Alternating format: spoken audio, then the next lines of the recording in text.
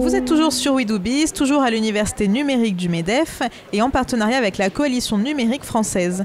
Je suis maintenant avec Bertrand Villeray, journaliste et créateur du site Consulting Newsline. Bonjour. Bonjour. Est-ce que vous pouvez vous présenter brièvement et me parler un peu de votre site ? Alors écoutez, avec plaisir.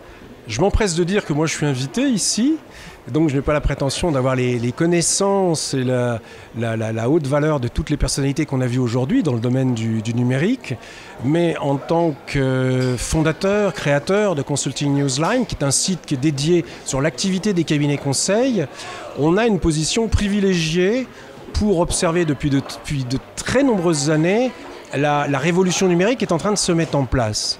Donc c'est un peu en tant que témoin que je vais parler et pas en tant qu'expert, ce qui ne serait pas le cas. Alors justement, en tant que témoin, qu'est-ce que c'est pour vous la révolution numérique ? Alors d'abord, c'est une réalité.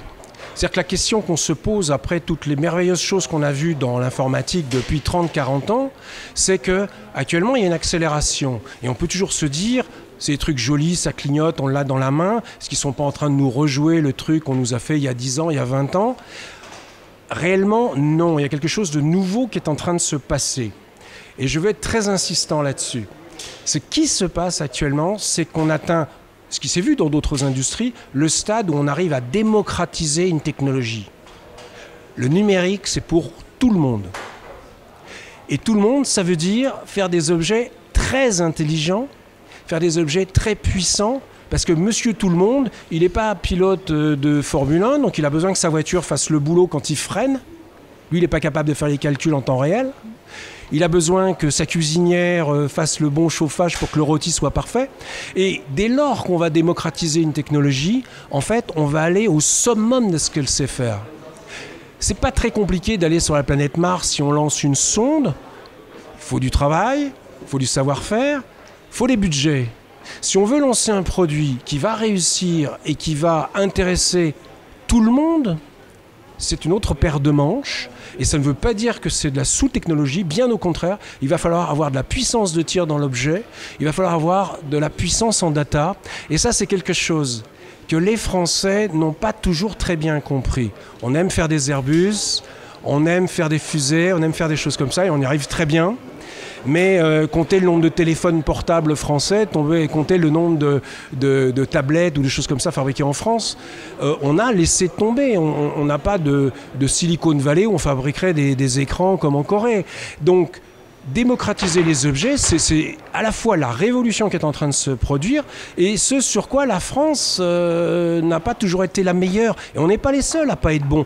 Les Russes, typiquement, qui sont une nation excessivement performante en haute technologie, ne sont pas capables de sortir au quotidien des objets nouveaux.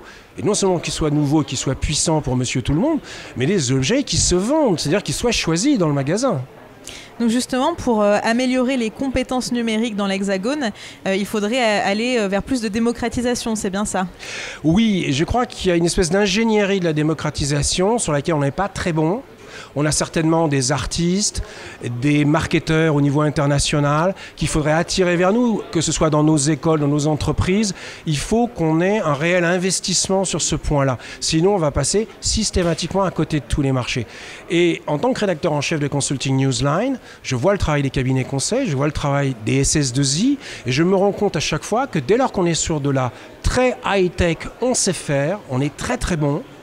Et puis dès lors qu'on va aller vers des objets qui sont plus grand public, on a tendance à les laisser tomber au titre que c'est moins cher ailleurs, etc. Et je crois que là, on fait une erreur totalement fondamentale.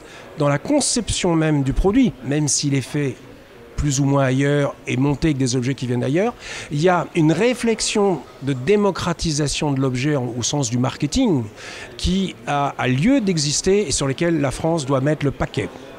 Merci beaucoup Bertrand Villeray. Je le rappelle, vous êtes journaliste et créateur du site Consulting Newsline. C'était un plaisir. Merci beaucoup.